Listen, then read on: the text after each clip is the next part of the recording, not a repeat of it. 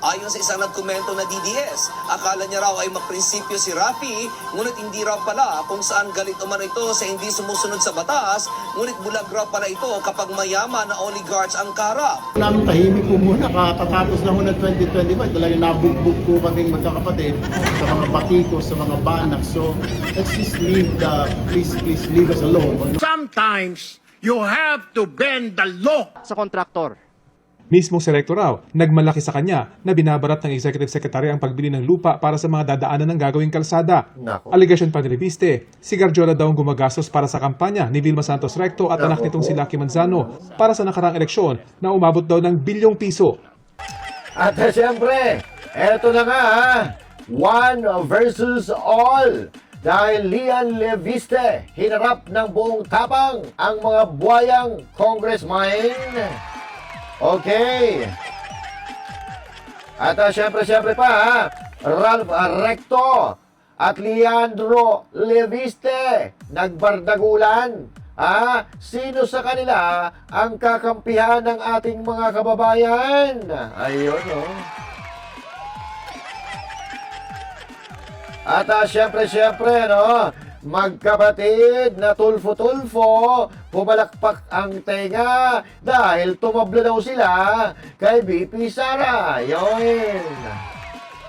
At siyempre, pag-uusapan po natin lahat ng yan, mga kababayan, maya-maya po lamang. Para lagi kang updated. Ako nga pala si Bidaya ng mga oposisyon sa kasalukuyan mo. At sabi nga, galit na galit ang mga lapungan ng Pangulong Duterte. Kung hindi ka pa nakakapag-subscribe, i-subscribe mo na yan. Okay? At ayun na. Alright, so magandang araw po sa inyo mga banateros at mga kababayan kong Pilipino. Sa iba't ibang panig na mundo, ako po si Master Judea. Tayo po ay nagbabalik para manatan ang mga salot sa ating lipunan. Mga kawatan na umuubos ng pera ng ating bayan na tinatawag natin na salot sa lipunan. Okay? At syempre ngayon, pag-uusapan na naman natin ang mahalagang balita na may kinalaman sa ating bansa, no? Dahil kapag mahal mo, dapat daw ipaglaban mo. At syempre, talinuhan mo. Kung mahal mo ang bayan mo, talinuhan mo at huwag kang magpapalinlang sa mga jablo. Ayan Oh. Grabe grabe. Oo, nagkakagulo na. Oo. Nagkakalaglagan na sila. At eto na. Nilaglag na ni Boy Rimulya at ni Marcos Jr. si Tamba. Sa statement ni Rimulya, itinuro ni Rimulya na mastermind ay walang iba kundi si Romualdez at si Saldico.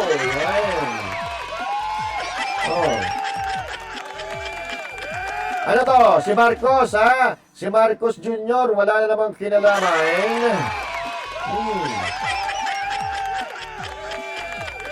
Wala na naman daw siyang alam. Paano yan?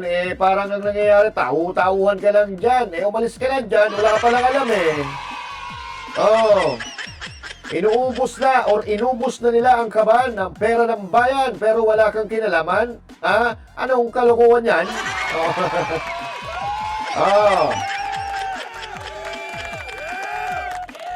Ano to? Naglalaro tayo ng budul-budulan?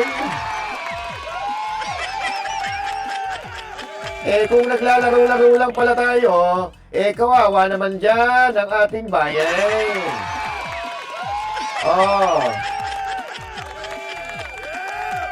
Pinagpepiesta na tayo ng buong mundo sa kurakutan. Ayaw na tayong pautangin, ayaw na tayong bigyan. Pero eto, wala lang. Ano to, bingi-bingihan lang at bulag-bulagan tayo sa mga nangyayari sa ating bayan. Ano ba naman yan? Bilang Pilipino, dapat lahat tayo ay may pangarap para sa ating bayan. Kung hindi tayo magsasalita, anong ang sasapitin natin yan? Kaya, ikaw, ano ba ang pangarap mo sa bayan mo? Kung yung mga bahay nga natin, di ba, pinoprotektahan natin sa mga magnanakaw. Pero bakit yung buong bahay natin, ang bansang Pilipinas, bakit wala tayong pakialam?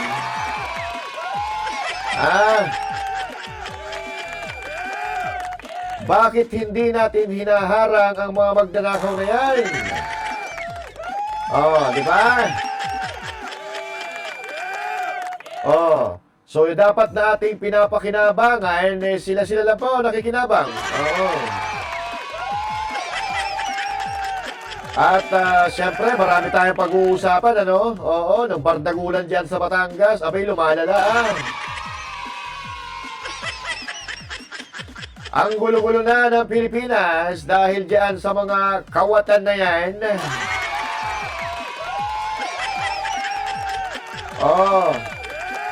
Naanimoy mga buhaya at mga tigre na walang kabusugan.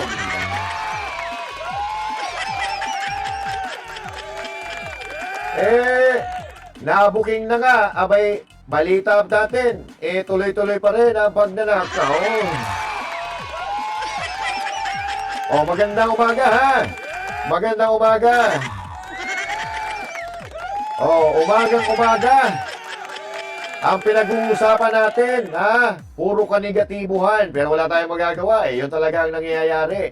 Yun ang realidad na ating dinaranas.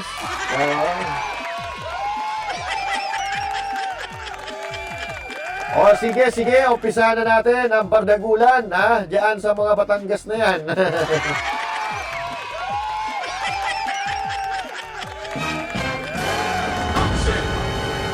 Okay, pero bago tayo magsimula, huwag kakalimutan na mag-subscribe sa ating YouTube channel at huwag din kakalimutan na mag-follow sa ating FB page. At syempre huwag din kakalimutan na mag-comment, mag-share at mag-like sa ating mga video na ina-upload. Yan. Okay.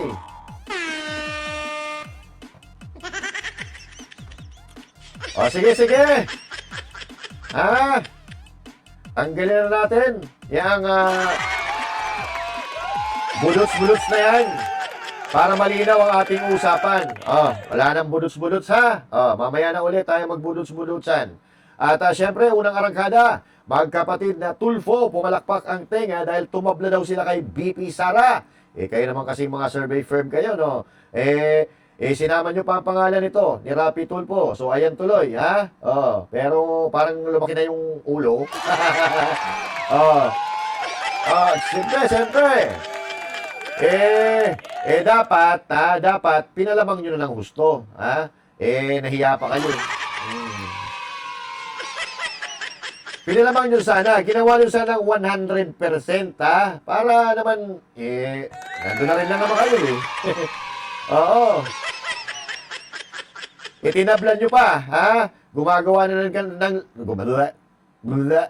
gumagawa rin na naman kayo ng istorya, itinablan nyo pa. Dapat, nilubos-lubos nyo na. Dapat nilubos-lubos nyo na.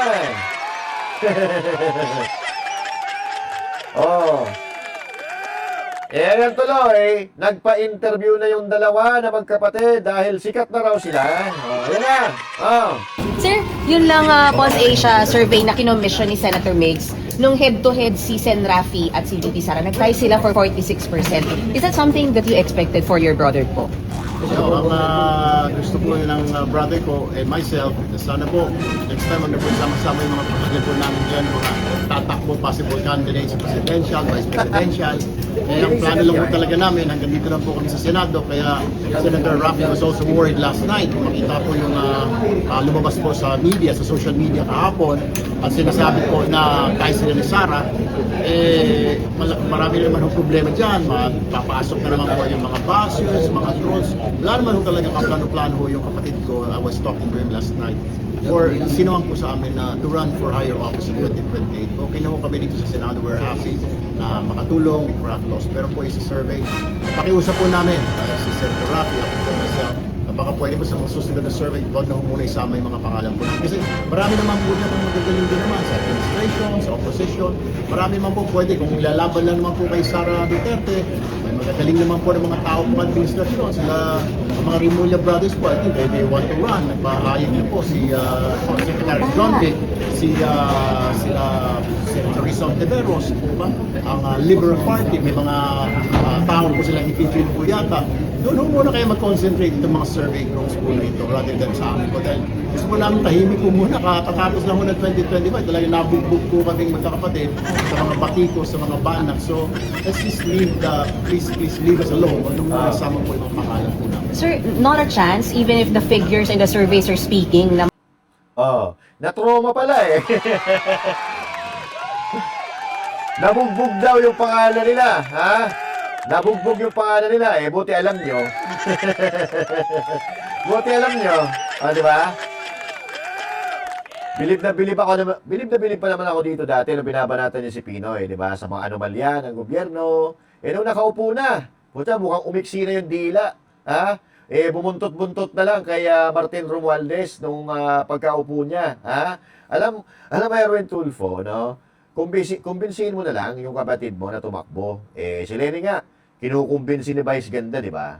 Si Lenny, kinukumbinsi ni Vice Ganda. Pinatatakbo, ha? Nung isang kabayo. Kaya ayun, pinatatakbo niya, si Lenny Robredo, ayan, nag-alboroto yung Mayon Volcano. Ha? So, lubos-lubusin nyo na. Nag-ambisyon na rin lang naman kayo. Patakbuhin mo ng presidente yan. Huwag mo nang pigilan. Ano sabi nito dati? Ha? Ano yung sabi nito dati na pinagtawanan ng mga Pilipino? Yung Bendalo. Ito yun. Oo. Ayan Bendalo. Hindi po batas ang pinag-uusapan. Wala ho tayong pakialam sa batas na yan. Sometimes, you have to bend the law to be able to please the people. Mas mataas po ang taong bayan sa batas. Am I right, Secretary Remulla? Kung ganyan na magiging mga lingkod bayan natin, saan tayo pupulutin? Di ba? It's okay to bend the law. Anak ng toko, ba't pa tayo gagawa ng batas kung babaluktutin mo lang naman? Di ba? Sometimes now, you need to bend the law in order for you to please the people.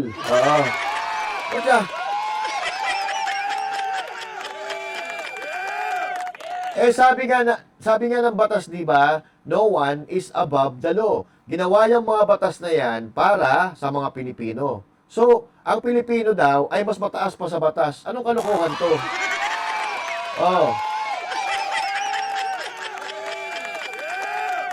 Yan po ang ambag, Erwin Tulfo sa bansang ito.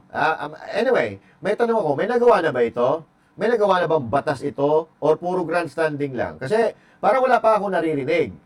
At nababalitaan na ginawa nito na nagbigay ng malaking impact sa buhay ng mga Pilipino. Diba? Kaya tingnan nyo, yung reaction ng mga tao sa video na ito, na pinagkuhanan ko, ano ba yan, sa News 5. Mas marami pa yung tawa kaysa doon sa pumapabor sa kanila, doon sa mga pumapabor sa sinasabi nila. Feeling popular ang puta.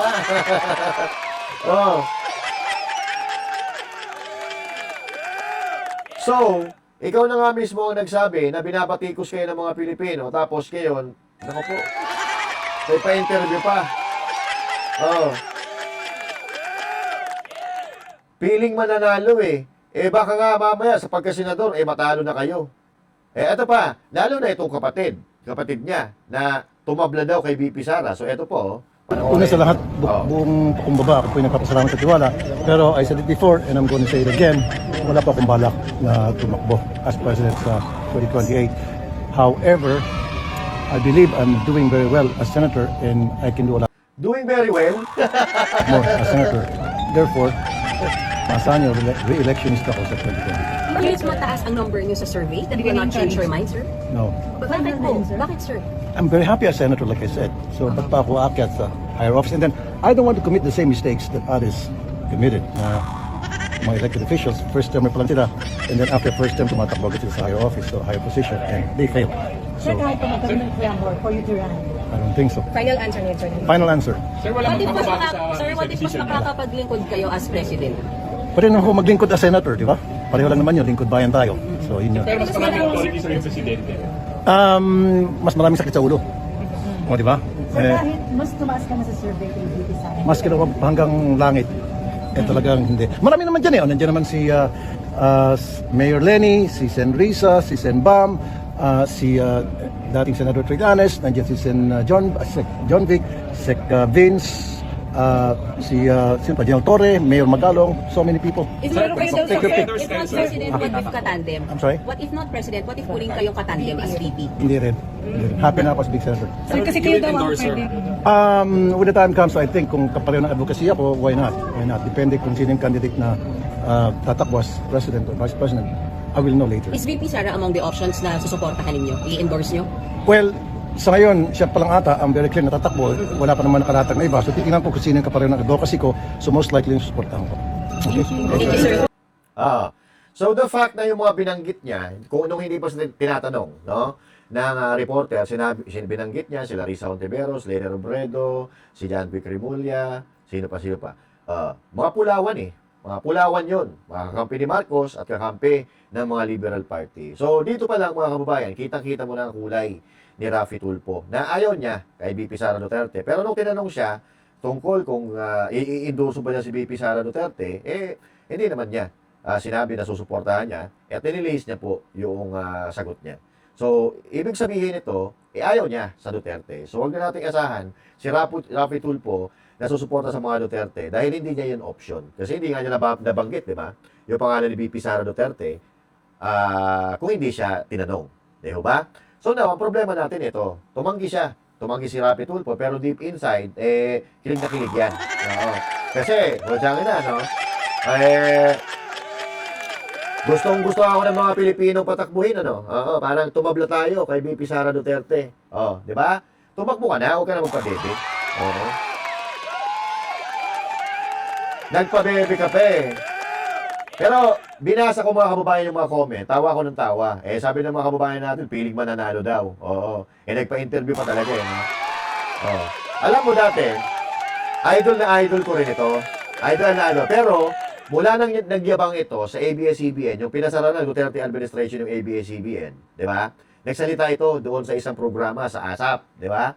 Na nagyabang siya na parang gusto niyang kalabanin si PRRD at binanatan niya si PRRD doon sa show na yon. O, ito po yon. Kung matatandaan niyo, kung naalala niyo. Ito, panoorin natin.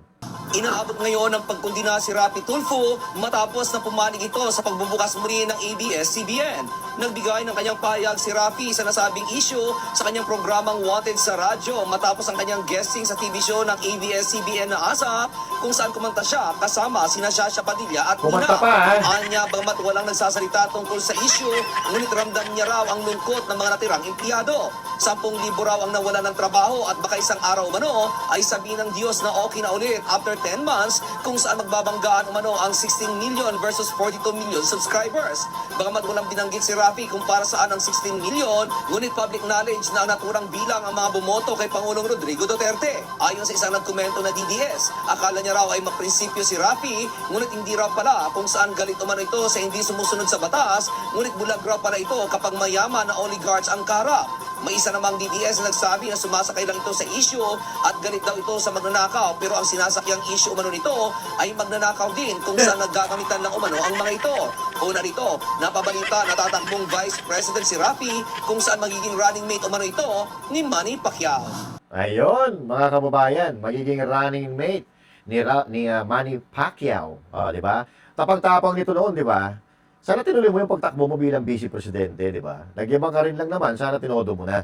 Sana lumaban ka na lang kay Marcos, nilabanan mo si BP Sara, nag-vice president ka, di maganda sana. Di sana wala ka dyan. O, di ba? So ngayon, nasaan yung dating binabanatan mo na PCSO? Yung araw-araw may nananalo sa loto, di ba? Galit na galit ka doon dati pag may pasigaw-sigaw ka pa. O, ba't biglang tumahimik ka doon? Di ba? Pagkatapos ng meeting mo kay Robles, kay Lisa Araneta Marcos, biglang tumahimik ka na, no? Di ba? Ano nangyari? O, ba't ngayon, wala na? Yung PCSO na problema, nabaon na sa limot. At ngayon, ano ba sinasabi nito? Ano side nito sa flood control anomaly? Di ba wala? Nga. Di ba? Ayaw magsalita. Takbo ka na, huwag ka na mahiya. So doon sa sinabi mo doon sa ASAP dati, di ba kung papalarin na makatakbo ka at manalo ng vice presidente, kasi tatakbo ka dati, di ba? Parang ang gusto mong sabihin, ang ibig mong sabihin ay babalik mo yung prangkisa ng ABS-CBN. So binudol mo rin, yung mga Liberal Party, di ba? Binudol mo yung ABS-CBN kasi nandiyon nakaupo ka na nga dyan, di ba? Ilang taon ka na nakaupo dyan, pero wala namang nangyari, hindi mo naman napabuksan ng naibalik yung prangkisa ng ABS-CBN. Di ba? So, anyway, yun nga, nagtataka ako dito sa survey na ito dahil kung bakit after a week, isang linggo lang, biglang lumobo yung ratings niya, yung survey niya. Di ba? Yung survey na yan, tumablas siya kay BP Sara Duterte last week of February hanggang first week ng March. At noong March, mga kababayan, may survey din na lumabas na napakalayo po ng agwat niya kay BP Sara Duterte.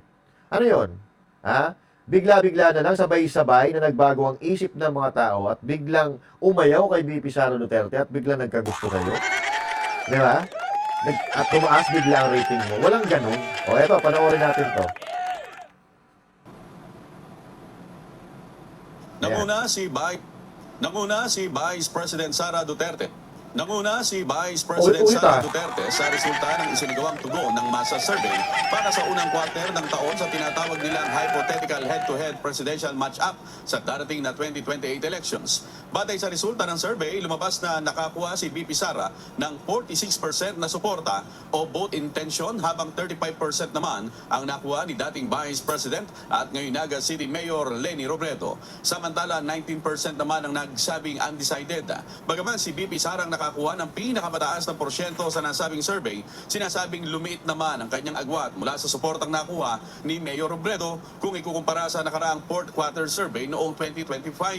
Ayon sa Okta Research Group, isinagawa ang nasabing survey mula March 19 hanggang March 25, 2026 sa 1,200 adult respondents. Nakapaloob sa survey na ipinresinta sa mga respondent ang 26 na potential presidential contenders. Kasama rin sa mga pinagpilian sa naturang survey, sina Manila City Mayor Isko Moreno Domagoso, Senator Rafi Tulfo at Senator Bam Aquino. Nauna nang inianunsyo ni Vice President Sara Duterte ang kanyang planong pagtakbo bilang presidente sa darating na 2028 elections, habang inihayag na rin ni Mayor Leni Robredo na wala siyang planong kumandidato sa 2028 at sa halip ay nais niyang manatili bilang alkalde ng Naga City.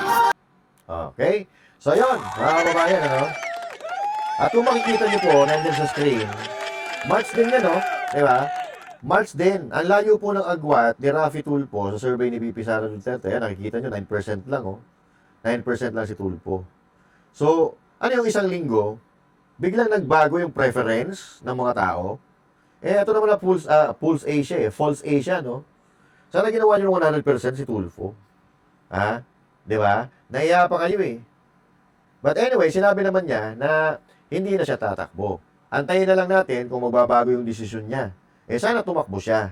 Para matanggal yung angas niya. Diba? Eto, malayo pa naman yung eleksyon, mga kababayan. Pero kahit malayo pa ang eleksyon, dapat maintindihan natin kung saan ang gagaling yung mga boto ng mga Pilipino. Kung saan ang gagaling ang pinakamalaki, yung pinakamaliit, at sino yung mga bumoboto. At kung anong class ba? Class A, Class B, Class E, Class D. Di ba? Ang mas pinakamalaki na bumoboto sa bansang ito. Diba? So, ngayon, mga kababayan, ito po, panoorin po natin yung paliwanag ng isang eksperto kung saan ang gagaling at sino ba talaga ang nagpapanalo ng isang kandidato. Okay? So, ito po, mga kababayan, panoorin po natin. Ayan na. Uy, eleksyon! Papunta na tayo sa exciting part. Mga kapatid, tabla nga sina Vice President Sara Duterte at Senator Rafi Tulfo sa pagkapangulo, habang tumataas din ang mga numero ni former Vice President Leni Robredo. Yan ang headline ng latest Pulse Asia survey. Pero teka lang, hindi ito ganun kasimple. Ano nga ba ang mga kwento sa likod ng numero? Himayin natin yan dito sa kwenta ni Edson. Unang-una mga kapatid, kailan ba isinagawa ang survey? February 27 to March 2, 2026. Ibig sabihin, bago pa ang mga recent developments, bago pa uminit ang impeachment issue, at bago lumabas ang mga bagong impormasyon nitong April. Sa katulad na lang ng palagi nating sinasabi sa mga survey, para itong snapshot ng laban bago pa posibleng magbago ang ihip ng hangin. Isa pang mahalagang konteksto, si Vice President Sara Duterte nga ay nagdeklara na tatakbo sa pagkapangulo sa 2028. Ibig sabihin ay may committed base na tayong makikita sa kanyang mga numero. Mas malinaw ang suporta. Pero sina former Vice President Leni Robredo at Senator Raffy Tulfo, wala pang official announcement na kahit ano. Kaya posibleng mas soft ang kanilang mga numero at doon din ang posibilidad na umakyat o pwede rin namang bumaba ang mga numero. Iba ang laban ng tumatakbo kaysa sa pinag-iisipan pa lang. Isa pang kailangan nating pag-usapan mga kapatid, ang survey na ito ay isang head-to-head matchup. Ibig sabihin, dalawa lang ang pinagpipilian na hindi natin nakikita nitong mga nakaraang eleksyon, kung saan 3, 4, 5 o higit pang mga kandidato ang mga naglalaban-laban. At doon pumapasok ang vote splitting, kung saan kadalasang panalo ang may pinaka-solid na base. Ngayon, may isang malinaw na kwento tayong nakikita na lumalabas sa mga numero kung hihimayin natin itong mga survey na nakikita natin ngayon. Nakita nga natin na kung titingnan natin ang mga lugar, parang nahahati ang laban. Katulad lang dito, kay Sara Duterte at kay Raffy Tulfo. Titingnan natin, sa Visayas at Mindanao, dito nga mga kapatid, no? So, drawing natin. Sa Visayas at sa Mindanao, malinaw na para ito kay VP Sara Duterte. Pero, pagdating sa balance Luzon, 19-72, kung saan lamang si Senator Raffy Tulfo. So, nakikita natin, ang Vismin, malakas ang Duterte base, pero mahina sa balance Luzon. Tingnan natin ang NCR, kung saan dikit naman ang laban. Pero magandang pag-usapan din natin itong kabilang chart, no? Na parang ganoon din ang ating nakikita. Sa Vismin, talagang dominante nga si Vice President Sara Duterte, pero sa balance zone, doon natin nakikita mas maganda ang numero ni former Vice President Leni Robredo. Katulad na lang ng kay Senator Raffy Tulfo. Pero pagdating sa NCR, muli, dikit ang laban. So malinaw ang trend na nakita natin. Pero mga kapatid, balikan natin ang distribution ng voters ng 2025 elections. Kung saan makikita natin na ang Visayas at Mindanao, dito nga no mga kapatid, that's 13.8 million. Ang Mindanao ay nasa 16.4 million. So suma total, makikita natin na ang Visayas at Mindanao ay may 30.2 million voters o 44% ng kabuuan. So 20% sa Visayas, 24% sa Mindanao. Bahagyang mas mababa nga ito sa balance Luzon, kung saan nasa 30.6 million o 45%. Habang NCR naman ay may 7.6 million o 11%. At dahil nga dito, makita natin na kung malakas ang mga Duterte sa Visayas at Mindanao, pwedeng ma-offset yan ng balance Luzon with 30.6 million voters at nandan rin sa balance Luzon ang dalawa sa pinaka-vote rich na regions na Calabar Zone at Central Zone. Dito, magiging critical ang laban. Pero para mas maintindihan natin, balikan din natin ang nangyari noong 2022 elections, kung saan si Vice President Sara Duterte nga ay napakalakas ng kanyang base sa Mindanao, no? So ito yung naging kanyang percentage of the votes na nakuha ni Vice President Sara Duterte noong 2022. 54.7% sa NCR, 52.6% sa balance Luzon, 57.3% sa Visayas, pero sa Mindanao ay 85.6% ng votes ang nakuha niya sa Mindanao. So kita-kita na napakalakas ang base nila sa Mindanao at nanatiling competitive sa buong bansa. Dahil na rin sa alyansa nilang Uniteam ni Pangulong Marcos, no? Kaya maganda kayang showing sa NCR, sa balance Luzon at sa Visayas. Pero ngayon nakita natin sa mga numero, medyo nagbabago na. Medyo humihina sa balance Luzon at sa NCR dikit siya kay Senator Raffy Tulfo at kay former Vice President Leni Robredo. Pero ang lakas na nakikita natin dito sa presidential race naman noong 2022, nakita natin na dominante din si Pangulong Marcos at nasa 30% or 30-32% si former Vice President Leni Robredo, pero sa Mindanao nga nasa 14.4%. Yun ay nangyari sa 2022. Pero ngayon, nakikita natin sa mga numero ni former Vice President Leni Robredo sa Luzon ay mas mataas na kumpara sa kanyang naging performance noong 2022. Kasi nga, nasa 30.8% sa NCR, nasa 32.5% sa balance Luzon. Pero kung babalikan natin ang Pulse Asia Survey, makita nga natin dito mga kapatid na sa NCR, sa kasalukuyan, si Vice President Leni Robredo ay nasa 42% sa head-to-head battle at 67% nga sa balance Luzon. So talagang kumpara sa kanyang performance noong 2022, talagang may improvement tayong nakikita. Ngayon mga kapatid, balikan natin ulit ang NCR na napag-usapan natin kanina. At dito nga natin makita na na-mention na natin, no, yung Visayas Mindanao, talagang sa Duterte base. Ang balance Luzon, mas magandang showing ni Raffy Tulfo at ni former Vice President Leni Robredo. Pero sa NCR, mga kapatid, muli 42-42 ang hatian sa pagitan ni Vice President Sara Duterte at kay Senator Raffy Tulfo. Dito naman sa head-to-head matchup nila ni former Vice President Leni Robredo, 42-41, so slightly ahead, no? Pero statistically tied na yan, more or less. Pero ang pinaka-importante dito mga kapatid, sa NCR, dito dikit ang laban. At importante nga yan dahil katulad nung pinag-usapan natin noong 2025 elections sa bilang Pilipino, ang Metro Manila ay highly urbanized at mas mataas ang exposure sa media. Mas kaunti ang mga command votes, di tulad sa mga probinsya, Kaya mas mabilis magbago ang isip ng mga botante. Kaya talagang swing region ito at makikita din natin actually dito sa datos ng Pulse Asia na dito rin sa Metro Manila ang may pinakamaraming undecided. So kung makita natin dito sa undecided, pinakamataas ay nandito sa Metro Manila at 17%. Sa ibang areas, mas mababa. Dito, sa head-to-head matchup ni Rafi at ni Sara, ganun din. So sa undecided, pinakamataas ang nandito sa NCR at 16%. So talagang sa NCR, ito ang ating babantayan no, sa mga susunod pang mga buwan. At ang isa pang mahalagang kwento mga kapatid, na ating kailangan pag-usapan, ay ang hatian by class. No? Ayun. So bago natin pag-usapan yan, natural lang naman na lumaki or halos pareho ang nakuhang ratings ni VP Sara Duterte, ni Rafi Tulfo at ni Leni Robredo dito sa Luzon, in Balance Luzon. Kasi ito po ay baluarte ni Tulfo, kasi taga dito siya sa Luzon, at si Leni Robredo ay nasa Luzon din. Pero tandaan natin na dito sa NCR, marami din dito mga taga-Visayas. Marami rin taga-Visayas, marami rin taga-Mindanao. Kasi ito nga, yung sentro ng Pilipinas, itong NCR. So huwag tayo magpapakasiguro at huwag tayo basta-basta naniniwala sa mga numero na ito. Dahil kung mapapansin natin, kapag nagkakaroon ng Kalye survey, talagang Duterte naman talagang lumalamang. Kahit dito pa yan sa NCR ginawa, nasa Kalye survey na yan. At yun, ang totoong survey, yung nasa Kalye. At speaking of class, mga kababayan, meron tayong sinasabi na Class A kasi. And Class A, yan po yung mga upper class, yan ang mga pinakamayayaman dito sa Pilipinas. Yan yung mga malalaking negosyante, yung mga high income earners, yan, yung mga ganyan. Yan po ang Class A. And Class B is upper middle class naman. Yan mga professionals, yung mga executives. So, yan yung mga may matataas na kita, pero hindi pa yan kapantay. Hindi po yan kapantay ng mga elite, yung mga elitista.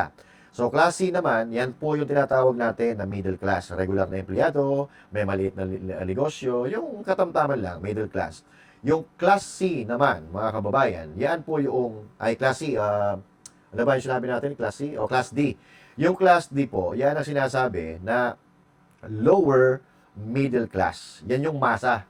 Yan yung tinatawag natin na mga ordinaryong Pilipino, yan po yung Class D. At yung Class E naman, ay yung pinakamahihirap, yung mga nakatira sa mga tinatawag natin mga informal settlers, yung mga nasa squatter, 'di ba? Yan yung mga Class E, lowest income. Pero ang pinakamalaking grupo na bumoboto sa Pilipinas ay yung Class D. Yan po yung pinakamalaking grupo, sapat lang yung sapat lang at kulang yung kinikita, yung Class D. Yan po ang nagpapanalo ng mga kandidato. So ipagpatuloy natin ang paliwanag dito sa Class A hanggang Class E. Sa mga numero, lumalabas na ang Class ABC. Dito nga sa head-to-head matchup ni Senator Rafi at ni Vice President Sara, makita natin sa Class ABC.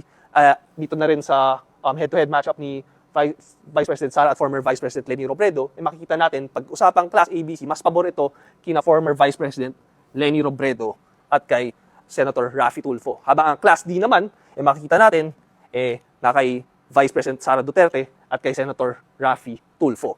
At sa Class E naman, kitang-kita na dominante nga ang mga numero ni Vice President Sara Duterte. So malinaw ang class divide na nakikita natin dito sa mga numero na sa survey results ng Pulse Asia.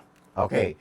So, dito mga kababayan, sa resulta, sa survey ng Pulse Asia na to, lumamang ang nakuha na boto, ang class na nakuha ni Rafi Tulfo at ni Leni Robredo ay yung Class A, yung mga mayayaman, mga negosyante, at yung mga professionals, mga executives sa Class B, yun ang nakuha ni Leni Robredo at ni Rafi Tulfo. Samantalang yung Class C hanggang E ay nakuha naman yan ni VP Sara Duterte. So ito yung mga tinatawag natin na masa. Yung nakikita natin, ang mga nagko-comment at sumusuporta kay VP Sara Duterte. Okay? Samantalang itong mga oligarko naman, ito yung mga nagpapagalaw kasi sa mga politiko. Ito yung nagbibigay ng yung mga Class A and B. Ito yung mga nagbibigay ng pondo para sa election. Ito yung mga pagbibigay ng pondo, umaasa na bibigyan sila ng pabor ng gobyerno. Halimbawa, nanalo si Marcos Jr., siyempre, di ba? Yung mga tumulong sa kanya na Class A and Class B, siyempre, mag-i-expect yan na mabibigyan sila ng pwesto o mabibigyan sila ng negosyo. Kaya, ayan, yung mga yan, susuporta yan doon sa mga tao na kaya nilang paikutin. Kaya nilang bayaran at kaya nilang paikutin sa kanilang mga kamay dahil nga mahihilig sa pera. Yun, di ba? Samantalang, itong mga Class C, Class D, Class E, ito naman yung mga hirap na Pilipino na umaasa na maayos ang magiging pamumuno ng isang politiko dahil gusto nilang umangat sa buhay. Wala namang pakialam dyan ang Class A at Class B, di ba? Basta ang negosyo nila at ang income nila ay maayos, okay na yan. Muli mga kapatid, no? Ito ay isinagawa noong late February to early March 2026. Pero sa ngayon, 2 taon pa bago ang 2028 elections. At ano nga ba ang tunay na kwento? Sa likod ng lahat ng mga numerong ito, makikita nga natin na sa papel, tabla ang nakita natin sa pagitan ni Vice President Sara Duterte at kay Senator Raffy Tulfo. Pero sa likod ng mga numero ay malinaw ang hatian. At muli, snapshot pa lang ito at marami pang pwedeng magbago sa loob ng 2 taon. Kaya hindi pa talaga malinaw at hindi pa klaro kung sino ang mananalo. Pero ang klaro, nakikita na natin kung saan ang paglalabanan. Ayan. Okay, so nakuha ni Lene Robredo at ni Raffy Tulfo ang Class A and B. Ito yung mga pinakamayayaman na tao o mga botante dito sa Pilipinas. So, dito makikita na natin di ba? Makikita na natin yung pagkakahati-hati ng mga Pilipino. Kasi yung mga negosyante, yung mga malalaki ang kita, wala namang pakialam yan Wala namang pakialam. Basta sila, tuloy-tuloy ang kita, wala silang pakialam. Diyan sa mga mahihirap na Pilipino, sa middle class and all that. Basta importante sa kanila, ma-maintain nila yung buhay nila at yung mga negosyo nila. So, okay na sa kanila yon. Bahala kayo, maghirap kayo. Basta dito, kahit anong gawin ng gobyerno, hindi kami apektado. Kasi may pera kami. Diba? Okay lang sa amin na kahit ganito ang pamumuno, kahit magnakawan dyan sa gobyerno, okay lang. Kasi hindi naman kami maapektuhan May negosyo kami. Pero nagkakamali sila. Na ang negosyo mo na yan, pag walang pambili or pambili ng serbisyo, pambili ng mga produkto mo, kung walang pambili ang mga nasa lower class, wala rin. Walang mangyayari sa negosyo nyo. Kaya, napaka-importante kasi ng pagtutulungan dito sa Pilipinas. Dapat, high class, Class A hanggang Class E, dapat talaga nagtutulungan. Kaso ang problema dito, wala namang pakialaman. Kasi nga, ang mentalidad ng mga Pilipino, pare-parehas lang naman yan. Lalo-lalo na yung mentalidad ng A at saka B. Yung mga pinakamayayaman, tapos yung mga sumunod sa mayayaman. Pare-parehas lang naman yan. Kahit sino iboto natin dyan. Dito na lang tayo. Dito na lang tayo sa pwede nating malagyan na gobyerno, pwede nating mabayaran ng pera. Okay lang yan. At least, yung negosyo natin, dire-diretso. Di ba? Kasi kung mahigpit, katulad ni Pangulong Duterte, di ba? Pinagsisingil niya yung mga oligarko. Yung iba dyan, hindi nagbabayad ng buwis. Yung iba, umaabuso. Yung iba, nandadaya, di ba? Katulad ng ABS-CBN, na pinasara ni Pangulong Duterte, yun ang problema. Di ba? Kaya nga ngayon, ang problema natin dito, gusto ipanalo ng Class C, Class D, at Class E, ang isang Duterte. Kasi gusto, yung may kamay na bakal, para kahit papaano, parehas ang level. Magkapantay ang playing field ng mga Pilipino. Kasi nung panahon ni Pangulong Duterte, alam naman natin na kahit ordinaryong Pilipino nakakaboses.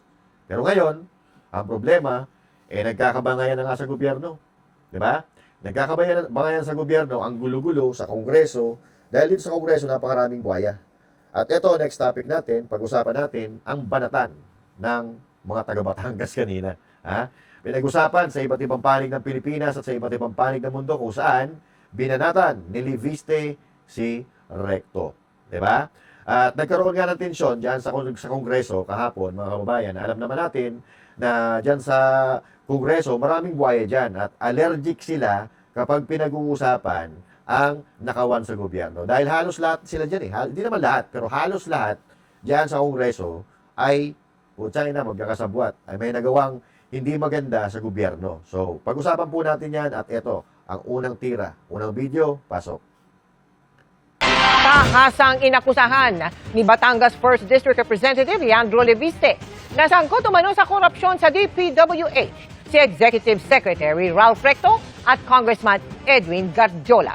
Isinawalat din ni Liviste na si Gardiola ang gumastos ng bilyong piso para sa kampanya ng mag-inang Vilma Santos Recto at Lucky Manzano nung nakaraang eleksyon. Pinalaga naman niya ni Recto at ng kanyang anak na si Congressman Ryan. Nakatutok si Rafi Tima. Maanghang mga aligasyon ni Batangas 1st District Representative Leandro Leviste laban sa mga kaprobinsya at Acting Executive Secretary na si Ralph Recto, CWS Party List Representative Edwin Guardiola at Batangas Governor Vilma Santos Recto. Aligasyon ni Leviste, inalok siya ni Representative Guardiola na samahan sila ng Executive Secretary Recto para magnegosyo sa DPWH. Nako. Sa sistema raw na ginagawa nila noon pa sa Lipa at sa ibang mga bayan. Tukuyin ang mga lugar para sa mga road opening ng DPWH. Sabihan ko daw sila pag meron akong mga nakita para makasama sila sa bilihan ng lupa. Kayang tumulong daw sa pagpondo ng mga proyekto ng DPWH si Secretary Recto dahil siya ay nasa kabinete at si Kong Garjola din ay malakas daw sa DPWH at maaaring siya na ang bahala sa kontraktor. Mismong si Recto raw, nagmalaki sa kanya na binabarat ng Executive Secretary ang pagbili ng lupa para sa mga dadaanan ng gagawing kalsada. Nako. Aligasyon pa ni Leviste, si Garjola daw ang gumagastos para sa kampanya ni Vilma Santos Recto at anak nitong si Lucky Manzano para sa nakaraang eleksyon na umabot daw ng bilyong piso. Kung lehitimo man ito, mabuti at maging transparent si Secretary Recto sa kanyang yaman. At kung ang ginagastos ni Kong Garjola para sa kampanya nila ay may kaugnayan sa pagiging contractor ni Garjola sa Batangas. Una nang binanggit ng Independent Commission for Infrastructure na isa si Guardiola sa ilang kongresistang may kontrata sa gobyerno. Batid daw ni Leviste na baka hindi alam ni Pangulong Bongbong Marcos ang isyung ito laban kay Recto, kaya niya ito isiniwalat. Hindi lang DPWH ang posibleng pagkukunan ng pondo ni Recto at Garjola. Dahil ayon sa mga politiko sa iba't ibang mga bayan ng Batangas, ang nasa likod ng STL operator ng Batangas, Refresh Gaming, ay si Recto at Garjola. Agad namang tumayo si Batangas 6th District Representative Ryan Christian Recto, anak ni Governor Vilma Santos Recto, para pabulaanan ang aligasyon ni Leviste. Wala daw personal na interes ng ES Recto at Guardiola. Walang katotohanan ang mga alegasyon ni Congressman Leviste na mayroon silang may mga maanomalyang transaksyon. Fake news po yan, Mr. Speaker. This representation is not privy to the motives of my colleague from the 1st District of Batangas. But let it be known, hindi po tayo basta-basta nagpapadala sa mga inimbentong issue dahil alam po natin kung ano ang katotohanan dito. Mr. Speaker, I would just Sa isang pahayag, pinasinungalingan ng Executive Secretary Recto ang mga pahayag ni Leviste. Ang batang kongresista pa nga raw nakiusap sa kanya noong suhulan ng kanyang kalaban sa politika para mapatras ito sa kampanya. Naghanda pa raw ng 400 milyong piso si Leviste para rito pero tinanggihan daw ito ni Recto. Inalok din daw sila ng 1 bilyong piso para hindi tumakbo ang kanyang asawang si Vilma Santos Recto. Bagay na iniyakan pa raw ng ina ni Leviste na si Senadora Loren de Garda. Tinanggihan din daw ito ni Recto. Pero hindi na raw siya nagkaso kay Leviste bilang respeto sa kanyang ina na dati niyang nakasama sa Senado. Gate ni Recto, wala siyang ghost projects at walang flood control projects. Tinawag niyang deranged o nasisiraan na ng bait si Leviste na tatalupan daw ng buhay ang kanyang mga kaanak para lang ibida ang sarili. Tinawag din niya itong pambansang inventor ng kasinungalingan. Tingin daw ni Recto, ginagawa ito ni Leviste para pagtakpan ng issue ng kanyang mga umunoy ghost solar projects. Sinusubukan pa ng GMA News na makuha ang tugon dito ni Leviste. Sinusubukan din naming makuha ang panig ni Guardiola. Sa dami ng mga aligasyon ni Leviste, tinangka ni Congressman Terry Ridon na ipa-strike out sa record ang buong speech ni Leviste. Hindi naman daw kasi pasok sa personal and collective privilege ang mga tinura ni Leviste. Pumalag din si Representative Laila de Lima sa pahayag ni Leviste na lahat ng miyembro ng Kamara ay sangkot sa bayaran sa eleksyon. Pinaamyandahan ni Representative Janet Garin ang motion para ipatanggal lamang ang mga bahagi ng talumpati na walang kaakibat na ebidensya. Yan ang problema. Diba? So, ibig sabihin, mga kababayan, pinaparatangan ni Leviste itong si Recto, Vilma Santos, Luis Manzano at si Guardiola na talagang nagsabuatan sila or sabihin na natin na nagtulong-tulong para ipanalo yung kanilang mga kandidatura. Pero sa kasamaang palad, hindi po nanalo si Luis Manzano. No? Hindi nanalo, natalo, pero ang nakakabahala po dito, mga kababayan, yung ginastos na di umano ay bilyon-bilyong piso. So, bakit ka gagastos ng bilyon-bilyong piso kung ang motibo mo lang naman ay makatulong sa mga tao or pagsilbihan ang mga kababayan mo, mga constituents mo? Bakit ka gagastos ng ganun kalaking pera? Saan mo kukunin yun? Saan mo babawiin? Oo, sinasabi natin, or sinabi nila, or pinasinungalingan nila ang sinabi ni Leviste, pero tandaan po natin na meron po mga kinakaharap din na reklamo, itong si Recto. So, eto, pag-usapan po natin yan dahil grabe ito, mga kababayan, hindi lang po ito usaping Batangas, Kasi kapag kung nangyayari ito sa Batangas, nangyayari din ito sa iba't ibang panig ng Pilipinas na mayroong kongresista. Di ba? Mayroong kongresista at mayroong excuse me, mga budget na nanggagaling sa gobyerno. So ito po yung sagot ni Kong Leviste doon sa pagsasabi ni Recto na siya ay nasisiraan ng ulo. I rise on a point of personal and collective privilege matapos ako tawagin ni Executive Ralph Recto na baliw. Kung baliw man ako, at least hindi ako magnanakaw. Tila affected si Recto sa mga post ko tungkol sa kanya at si Congressman Edwin Garjola. At mabuti kung magpaliwanag na lang siya tungkol dito. May kinakalat din siya sa social media na ako daw ay may utang sa DOE na 24 billion pesos. Ito po ay walang basihan at inimbento lamang upang tangkang pahinain ang mga binabunyag ko tungkol sa korupsyon sa ating gobyerno. At mas marami pa ang aking sasabihin sa ibang pagkakataon. Nagsimula lang itong mga atake sa akin nang sinimulan kong imbestigahan ang DPWH sa Batangas at ang mga kumpanyang konektado kay Congressman Edwin Garjola at naging Executive Secretary si Ralph Recto. Marami rin ang nagsabi na ang pagbunyag ko nito ay hindi aking kapaki-pakinabang. Ngunit hindi ito para sa sarili ko, ito ay bahagi ng aking tungkulin bilang mambabatas at kinatawan ng unang distrito ng Batangas. At hindi ako matitinag, kaya po ako ay nananawagan na imbestigahan ang koneksyon ni Garjola kay Recto, lalo na ngayong Executive Secretary na siya, at suriin ni Pangulong Marcos kung natutulungan ni Recto si Garjola mula sa loob ng Malacanang. Ayun. So matagal na po na isiniwalat ito ni Leviste. At nagkainitan pa nga si Garjola at si Leviste at hindi pinansin. Kitang-kita yun sa video noong isiniwalat ito ni Leviste. At kitang-kita po dito na although itinanggi ni Recto na hindi daw sila close ni Garjola, pero may mga lumalabas na picture na magkasama sila sa yate, magkasama sila sa different occasion diyan sa Batangas. So ibig sabihin, talagang magkakilala sila. So hindi close siguro, pero magkakilala at there's a numerous events na magkasama sila ni Recto, si Recto at si Garjola. So kung ano yung ginagawa ni Garjola, putay na naman. Common sense lang naman. Ibig sabihin yan, talagang may kinalaman sila sa isa't isa. At eto na nga, mga kababayan, yung pagsasagutan ng anak ni Recto na batang-bata pa pero congressman na, no? Ito yung dynasty, batang bata rin, di ba? Pero congressman na. So ngayon, mga kababayan, pakinggan po natin ang kanilang bangayan. Ito.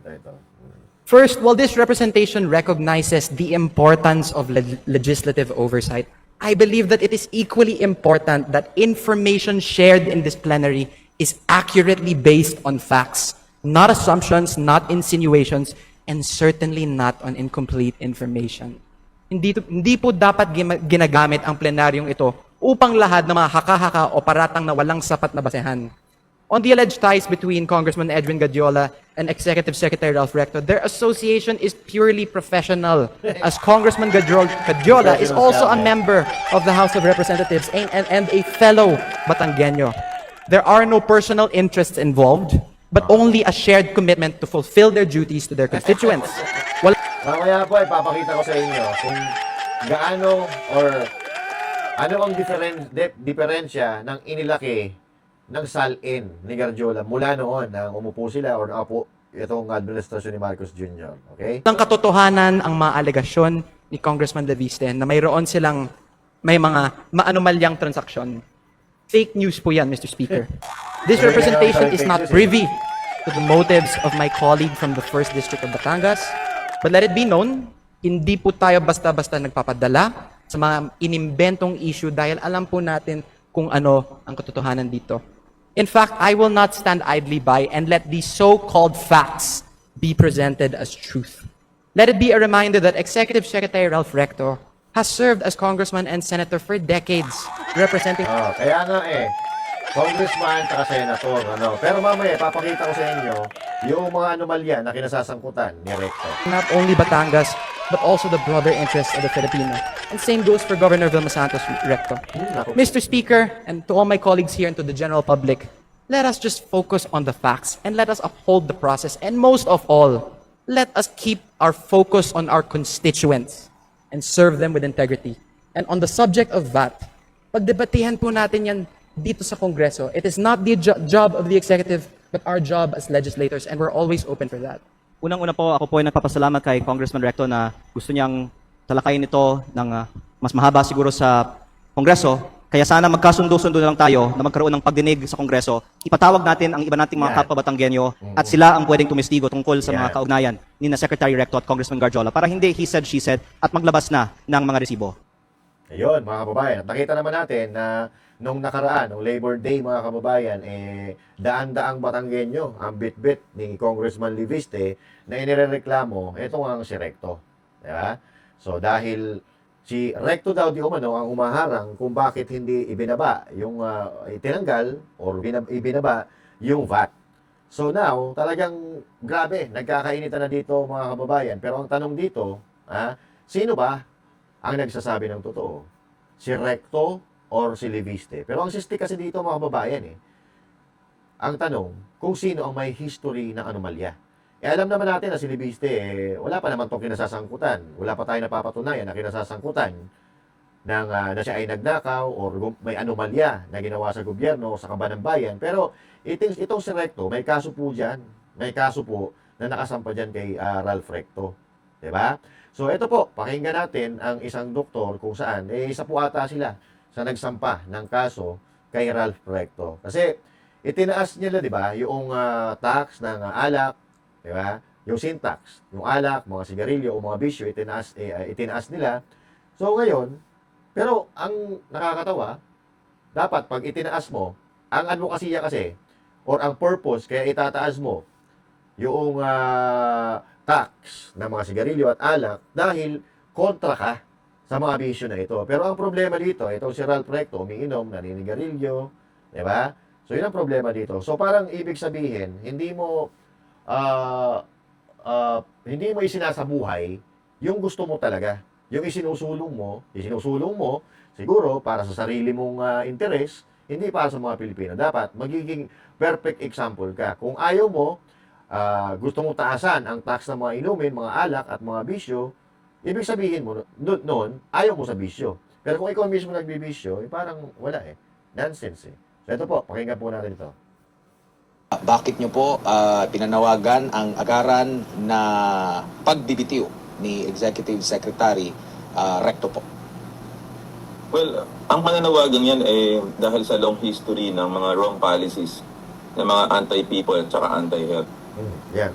Personal namin siyang nakilala noong 2012 doon sa sin tax law of 2012.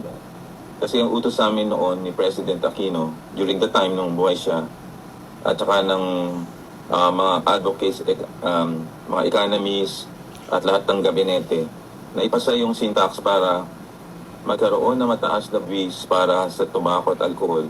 At ang pera niyan na bilyon-bilyon ay pupunta sa universal healthcare na pirmahan ni President Duterte ng 2019. Noong meeting na yun, October 2012, kami ni na Dr. Abunjo Balgos, isang pulmonologist, Dr. Tony Dance, Dr. Gina Nazareth, Dr. Maricar Limpin, pumunta ng alas 10 ng umaga sa opisina ni Senator Ralph Recto na chairman ng Ways and Means Committee. Sa maniwala kahit sa hindi, at 10 o'clock in the morning, umiinom ng alak at naninigarilyo. Ang turing namin ay 60 billion, pero binabalan niya sa 15 billion lang. So, ibig sabihin mga kababayan, hindi nagtutugma yung sinasabi ni Recto. Kaya daw tataasan ang sin tax at yung makukolekta doon ay ilalagay sa health. Pero dito, kung makikita natin, ibig sabihin sa health, sa kalusugan ng mga Pilipino, pero alas 10 ng umaga, umiinom si Ralph Recto, naninigarilyo. At ang sabi ni VP Sara Duterte, alas 10 ng umaga, si Bongbong Marcos Jr., naamoy niya, amoy alak. Diba? Kaya pala magkakasundo ito. Pare-pareha sa mga bisyo. Eto si Recto ba, sumisingot din ba ito? Ano, tatanong lang tayo. Ang nilalabi ng tobacco company. Ang tobacco company na yan ay nasa Batangas. So, paglabas namin ng kwarto, dismayado, hindi pa nga nakita dito ang picture ni Secretary Cabral kasi umalis na siya. Nag-thumbs down sign kami. Actually, nag-viral. Yan The next day, natanggal siya, pinagtan siya ni Senator Frank Drilon. At napirmahan ang landmark na sin tax law, kaya tayo nagtatamasa ng pera para sa PhilHealth, billion-billion. Ngayon, 2005, under President GMA, Siya ang main author ng expanded value-added tax. From 10%, ginawa niyang 12%. At yun na nagpatalo sa kanya sa Senado ng 2007. Ayun. Now, nung siya ay naging Finance Secretary, ang ginawa nila ay inayos sa Kongreso ng Deputy Speaker siya. At pag-upo niya ng January of 2025, nagkaroon siya ng circular na pinalilipat ang pondo daw na excess na 60 billion. At tahimik pa yon, buti na lang may mga officials ng PhilHealth na binigay in tranches. At hindi pa nakinig yan, nag-hearing nun doon ho sa Senate Health Committee na pinangungunahan nun ni Senator Bongo. Hindi pa tuminag yon kasi first meeting yan at birthday ko yun, July 30. Nakakuha na sila ng mahigit na 40 billion until TRO, oral arguments, at kalalabas December 5. Talo po sila, unconstitutional yung paglipat ni Secretary Recto. So, may plunder charges sa kanya, alleged dahil sa technical malversation against Secretary Recto and Emmanuel Ledesma. Ngayon, in 2025, DOF Secretary siya, ngayon executive. Akalain mo zero ang budget for 2025. Di ba? At ibig sabihin, wala talagang mapapala tayo kasi kung ang PhilHealth ay zero, hindi natin ina-expect na magkaka-universal healthcare. Tapos maraming okasyon na siya ay nagbe-vape din sa loob ng opisina. Nako po. I think mayroong pictures na kumalat dyan. Nakausap niya yung mga mayors for good governance in the picture where Mayor Magalong and Mayor Joy Belmonte. Oh, nag-viral yun, yung nag-vape siya sa loob ng opisina, di ba? Kausap niya yung mga mayor. Nag-viral po yun, mga kababayan. So, ibig sabihin, talagang hindi nagtutugma yung mga galaw ni Recto ay yung sa mga sinasabi niya. Di ba? So, tingnan nga natin. Sabi ni Liatchon, mga kababayan, may plunder charges, malversation of funds. Kasi nga, tingnan mo, yung sa PhilHealth, wala naman nananagot eh. Bawal na bawal po yun. Napakialaman mo ang pera ng PhilHealth at ilipat mo kung saan-saan. So, yun po ang charges. So, now, ibig sabihin, kung itong VAT pa lang na isinabatas ni Recto, pahirap na sa mga Pilipino. At nakita naman natin ngayon na ayaw talaga niya alisin yung VAT na isa sa pangunahing pinanggagalingan ng malalaking pondo ng gobyerno. Itong si Recto, wala namang ibang alam ito kundi pahirapan ang buhay ng mga ordinaryong Pilipino. Ayun, may nakabinbin pala itong kaso, plunder, malversation. So now, kung ako mamimili, kung sino ang paniniwalaan ko, mas maniniwala ako kay Leviste na walang kaso. Alam mo, nakikita ko dito, nagkakampi-kampihan yung mga sinungaling at magnanakaw. At nagkakampihan din yung mga nagtatanggol sa Pilipino. Diba? Sa nangyayaring korupsyon ngayon, alam naman natin kung sino-sino nakikinabang. At alam natin kung sino ang posibleng nagnakaw. Diba? Alam natin yan. Kitang-kita natin at ramdam natin kung sino nagnanakaw sa ating kabayan. Yung iba nga dyan gusto ma-impeach si BP Sara, diba? Para makaligtas sila sa mga kasalanan at pananagutan na ginawa nila, sa mga ginawa nila. Kaya syempre, ipagtatanggol nila yung kakulay nila. Ipagtatanggol nila yung kapareho ang gawain sa kanila. O, di ba? O, eto Meron po ba tayong ebidensya na magpapatunay? Meron po bang dokumento? Meron po ba tayong hawak na anumang sinumpang salaysay na magsasabi na ganito nga po talaga ang nangyari? Unang-una po, Or tayo po ba ay bumabase lamang sa mga... Kasama to sa top 6 na mga, di ba? Yung mga bata ni Rimulya. Nasa Big 6 to, di ba? Mga haka-haka at kwento, at text, at mga Facebook messages. Ilang sagot po. Unang-una, sa campaign sorties, nakikita natin na may gastos. At ang punto ko ay tila si Kong Garjola ay may ginastos para sa campaign sorties ng Vilma at Lucky sa Batangas. Pangalawa, ang leaders ko sa Batangas, ayon sa aking isinalaysay, ay nakatanggap ng pera galing kay Congressman Garjola at ito po ay para ikampanya ang Vilma at Lucky pero galing kay Congressman Garjola. At pangatlo, magpatawag na lang tayo ng pagdinig sa Kongreso para ang mga ibang mga politiko sa Batangas at hindi ako ang pwedeng tumistigo tungkol dito. Mr. Speaker, tayo po ay nahalal bago 2025. Taon po ngayon ay 2026. Kung talaga pong may mga ganong nangyari, na maanomalya o questions of irregularities during the campaign, were the proper cases filed in COMELEC? Were ethics complaint filed in Congress? Paano ka magpa-file? Magkakasabot nga, di ba? Magkakasabot nga kayo. Anong ipa-file mo? Pag i-file yan, nagsasayang ka lang ng panahon. Ngayon, nagkakainitan na kasi. Nagkakalabasan na. At talaga naman, yung vote buying, natural na yan di ba? Ano na yan kumbaga, lagi nang ginagawa yan sa Pilipinas, naging tradisyon na yan dito sa Pilipinas. Kaya, mapapatawad yan ng mga tao, mapapatawad ng mga politiko, pero ito kasi nakawan, dito nagsimula ito Nagsimula ito sa korupsyon sa gobyerno. At ito, hindi naman mamubuksan itong issue na ito diyan sa vote buying kung hindi nangyari itong korupsyon na ito. So, ibig sabihin lang, ngayon, lahat damay-damay na. Inilalabas na lahat ng anomalya, mula sa flood control, mula dyan sa vote buying and all that. Alam naman natin, lahat yan bawal. Pero dahil naging tradisyon na nga, natanggap na ng tao na okay lang. No? Kasi mga Pilipino, tumatanggap din naman, wala tayong magagawa dyan Kaya ang problema dito, yan, nagtatanggol. Why are we now standing here insinuating all sorts of illegal acts that happened in 2025 when so much time has passed? Now I question, Mr. Speaker, the timing of... Eto, di ba? Tingnan mo 2025 daw, yung problema. Bakit? Lumipas na po yun, So, sakyan po natin ang argumento, ni Suarez. Lumipas na yun. Bakit pag-uusapan pa natin ngayon ito? 2025 pa pala yan. So, luma na yan, di ba? So, ang tanong, bakit yung impeachment kay VP Sara Duterte, di ba? Yung mga problema dyan na tinatalakay nila, problema daw, di umano, noong 2022 pa.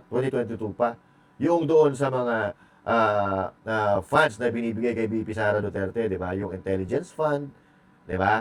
So, 2022 pa yun. So, bakit kapag kakampi mo, sasabihin mo na 2025 pa ito, bakit hindi pa noon natin pinag-usapan ito at bakit hindi pa noon natin sinita ito? So, ibabalik ko sa iyo. Itong problema na ibinabato nila kay VP Sara Duterte, 2022 pa nga ito 2023, 2024. Bakit hindi mo kinukontra? Double standard ka. Ibig sabihin lang yan, kapag kakampi mo, ipagtatanggol mo. Kapag kalaban mo, pababayaan mo. Dahil, naiintindihan ko. Dahil kapag si VP Sara Duterte naging Pangulo, ay talaga naman na mananamit kayo. Now, I even find it a little bit offensive na pati ako babanggitin. But I'll tell you one thing, Congressman Reviste. Papakita ko sa iyo. Ayos kami sa Quezon. Wala kaming problema doon. Wala ba? Kasi sabi ko, mas mababa ang gastusin sa Quezon. Walang kalaban ka naman sa nakarang eleksyon di ba? Congressman Reviste, Mr. Speaker, I'm sorry. I'm supposed to be respecting our rules. Mr. Speaker, unfortunately, I do not abide by one of the good congressman. I think it's totally uncalled for and baseless. Baseless, sige. And in fact, it's downright hearsay for him to make such allegations. And if indeed he has factual basis in anything and everything that he is saying, there were proper forums to do the same. To act on those allegations. Diba? To make the necessary comments. Diba? Why now? Why here? Mr. Speaker. First of all, I would like to manifest that I appreciate the help that Deputy Speaker Suarez has extended to me in my first term as a advisor and mentor. And I did not mean any disrespect earlier by mentioning that.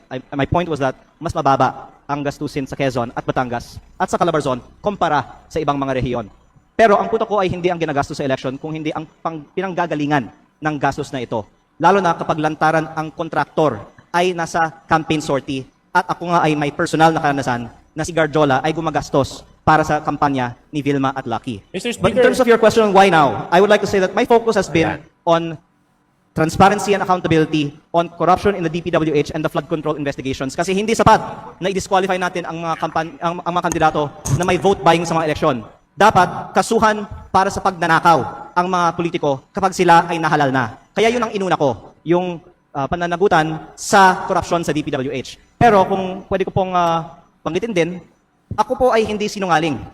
Ayokong bulahin ng taong bayan. Lahat tayo dito sa plenary ngayon ay may kaalaman na talamak ang vote buying at umaabot sa daan-daang milyon on average at minsan bilyon-bilyon ang mga kampanya ng mga kandidato sa Pilipinas. Kaya kung sino man dito ang magtatayo at nagsasabi na kasinungalingan ang sinasabi ko na umaabot sa daan-daang milyon, at the very least ang ginagastos ng ibang mga kandidato na nandito sa plenaryo ng Kongreso ngayon, hindi ako mahihiyan na magsabi na sila ang sinungaling at ako ay nagsasabi ng totoo. Pero hindi ko balak buksan ng itong issue ngayon. Ang binubuksang issue ko ngayon ay bakit ang kontraktor ang lantarang gumagastos para sa kandidato, meron bang kapalit ang ginastos ng kontraktor na ito? Mr. Speaker. Deputy Speaker Yeah. Suarez, please One- respond and we will wrap up because One the 10 question minutes lang. has already expired. Please take note, Majority Leader. My colleague from my neighboring province of Batangas was right when he said that mag-iba siguro yung probinsya namin. Gusto ko lang malaman dahil sinabi niya mas mataas ang gastusan. Paano po bang ginastos mo sa eleksyon mo? Actually, nasa Facebook po, namimigay ako ng libreng school supplies, ng libreng bigas pag may kalamidad, ng Christmas package, lahat po yan, personal ko pong gastos pag walang eleksyon. Magkano po? Nasa Facebook po, lahat ng ginastos ko at inanunsyo ko naman na ako po ay nag-donate sa aking foundation ng 6 billion pesos para sa mga estudyante at mga typhoon victims. Para Ako lang po maintindihan ko, Mr. Speaker, kasi, di ba, sabi... Ako po ay hindi Magkano ba sisinungaling. gastos nyo? Dahil sinabi ko nga, sinagot ko na, ako ay may foundation na nag-donate ng... Ako ay may... So yung foundation niyo yung gumastos sa kampanya ninyo na 6 na bilyon? Tama po ba yun? Hindi po. Ang sinasabi ko, ako ay may foundation na nagbibigay ng school supplies at bigas at relief So yung goods. foundation po niyon ay yun ang nagamit na Hindi yan paraan. ginastos ko sa kampanya. Kasi patuloy akong namimigay pa ng tulong After the sa aking campaign. distrito. Opo. Pero kaya ako po binubuksan ito ngayon kasi wala akong itinatago. Naka-post sa Facebook yung mga ipinamimigay ko kasi yan ay hindi kapalit ng boto. At ayaw ko na magkukunwari tayo dito bago ko pa papangalanan ng ibang mga nakatayo sa Kongreso ngayon na balita ko ay may mataas na presyo ng bilihan sa kanilang mga eleksyon na itanggi natin dito na talamak ang vote buying at mataas na spending sa mga kampanya sa Pilipinas. Ang pinupunto ko lang po ngayon ay sa mga nakalap kong impormasyon, si Garjola ang gumastos para sa mga rekto sa Batangas. Nako, yun. Yan ang problema. Di ba? Matindi magtanggol nito si ano, no? Kasi alam nyo, kapag ito napatunayan, talagang mananagot sila sa mga Pilipino. Alam naman natin At kahit anong pilit nilang pagtatakip, sa dito sa mga ganid at salot sa lipunan, hindi na kayo paniniwalaan ng mga tao Dahil nakikita naman ng mga Pilipino ang inyong kagarapalan. Diba? Ewan kung bakit wala pang nakukulong ngayon Maliwanag pa sa sikat ng araw kung sino ang mga magkakasabwat at kung sino ang mga mastermind. So dito po sa video panonoorin natin, kung ikaw ay may common sense, common sense lang kahit hindi mo nagamitan ng talino. Dito malalaman mo kung sino-sino ang mga kawatan sa gobyerno matapos nating mapanood. Yung ibinunyag ni Romualdez, pag napanood mo itong video na to, magigets mo na. Magigets mo ang sinasabi kong muli mong mapapanood ang video na ito. At dito, hindi pa sila nagkakaproblema dito. Hindi pa sila nagkakawatak-watak. Maayos pa ang samahan nila dito. At dito, kasalukuyang paldong-paldo sila, mahabang magkakasama sila nagnanakaw at naglulustay ng pera ng bayan. So dito, malalaman natin at mapagtatagpi-tagpi natin ang mga nangyayari, mga sinabi ni Saldico, mga sinabi ni Romualdez, mga sinabi ng 18 Marines, mga sinabi ni Gutesa, at mga sinabi ng iba pang testigo sa anomalya sa flood control. Eto, panoorin po natin. Naging friends ni Speaker Martin Romualdez. Well, 2007 pa, during that. So, natatawa ko nag-request siya sa sabi niya, na-meet ko siya, nag-request ng meeting sa Manila Golf. During that time, hindi ko naman alam yung Manila Golf. Naka-chinelas lang ako, saka naka-t-shirt. Binila niya pa ako ng, damit. Doon sa golf, with collar. And yung sapatos, golf shoes, may spike. So, para makapasok ka sa, sa Manila Golf. So, Right then and there niya binilihan ng damit. Kasi, hindi naman niya sinabi na kaya niya ako binibilan dahil hindi ka pwede pumasok. Sabi ko, bait-bait naman ito. Riniregaluhan ka agad. So doon, kwentuhan kami. So, we meet. Sabi ko, ikaw nakikwento ni Senator Joker sa akin na Martin Romualdez. So, right there and there, we have been very good Tagal friends. na, since this is back in 2007. 2007. Tagal na po kayong magkaibigan. Kaibigan, yes. Kaya, I never dream of it. Hindi mo iningi. Hindi ko na maging iningi. committee on despite your friendship with the speaker. Yeah, hindi ko hiningi. Nagalit pa siya sa akin after election kasi sabi niya, ikaw mag-chairman. Sabi niya. Hindi ko, gumaganon ako. In front of friends, gumaganon ako. Hindi ko So, every time he introduced me na yan ang magiging next up, hindi ko sinasagot. Tumatabingi yung mukha ko. Up to the point, sabi niya, alam mo, pag hindi mo yan kinuha, maraming kukuha niyan. Hindi ba? 2007 tayo nagkakilala. I told you, if I became a speaker, I'll make you a chairman of opposition. Yeah. And you never thought that Gagawin niya. time na magiging speaker siya. Hindi ko na, mo rin never. naisip. Never. Kala ko nagbibiro siya, no? Top 3 friends in Congress. Well, of course, like everyday kasama ko si speaker, everyday nag-focus group discussion kami si CDS JJ Suarez, Patay. Ayun. Yan ang mga kaibigan niya sa Congress, di ba? Oh. Kaya matindi. Matindi na lang kung pagtakpan ni Suarez ang anomalya sa gobyerno. Ulitin ka natin.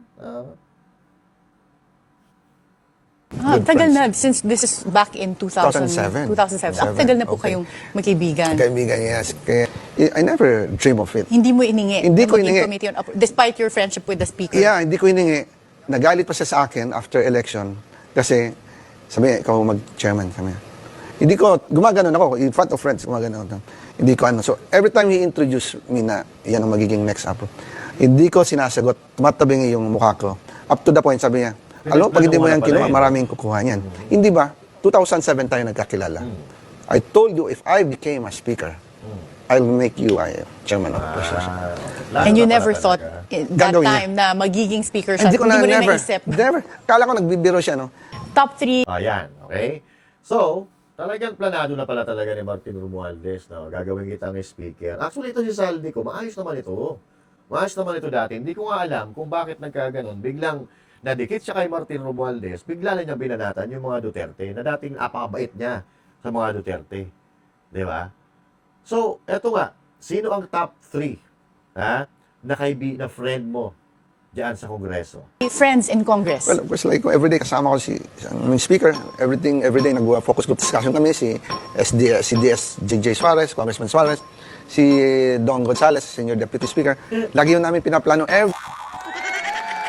Don Gonzales, JJ Suarez, Speaker Romualdez. Yan ang top 3 na friendship ni Saldico before, nung hindi pa sila nagkakalaglagan. Kaya nga nakita niyo sa video kanina, di ba? Matindi ang pagtatanggol ni Suarez doon sa mga binabanatan ni Leviste na mga magnanakaw. Sino nga yan, di ba? Ito ay SALN from 2022 to 2025, di ba? From and to. Diba? Martin Romualdez, 200 plus million. Putsang ina, naging 2.45 billion, di ba? Ayan. Saldico, tumaas din. Naging 1.5 billion from 200 plus million din. And our speaker a while ago, JJ Suarez, from 200 million something, now, ayan, billion na rin. 1.3 billion. Ayan, Don Gonzales, sila eh. Di ba? Sila, yung mga friends ni Saldico na sinabi na niya nung hindi pa sila nagkakagulo-gulo. Hindi ho ba? So, dito pala, malalaman mo na eh. Ayan, sino-sino ba yan? Nandyan si di ba? Guardiola. Ayun, pang-anim si Guardiola. Sa pinaka-matindi ang paglobo ng SALN. From 200 million, naging 2.2 billion at yun ang binabanatan ni Leviste kanina. So now, kung kayong tatanungin, ano ang opinion nyo sa mga napag-usapan natin ngayon? Sa tingin nyo, sino-sino ang malalakas lumamo ng kwarta ng gobyerno? Nakikita nyo sa screen. Kung kanino-kanino nung SALN, ang bigla-bigla na lang sa loob ng 3 taon, lumobo na lumobo. Yung iba dyan nga, tahimik na ngayon eh. Siguro nabilaukan na, nabulunan na ng mga pera na pinagnanakaw nila. Diba? At ang mga pera nila, nakaw nila, ngayon, mga kababayan, dapat alam nyo na kung sino ang hindi mapagkakatiwalaan. Diba? Yung lumalaban sa impeachment ni BP Sara, alam nyo na. Diba? Alam nyo na kung ano. Kung ano ang gusto nila. Kung ano ang interest nila. At ang nakakatawa, gusto nilang managot yung walang kasalanan. Samantalang, yung mga busog na busog, diba? Pinagtatakpan, at sila mismo, nagtatakipan. Okay, so alas 4 na umaga na pala, mga kababayan. Patuloy na muna natin itong video na to. Mahaba-haba na at magkita-kita po tayo sa susunod na video. And once again, my name is Master Juday saying thank you. God bless you all. And to God be the glory. Magandang araw po sa inyo lahat.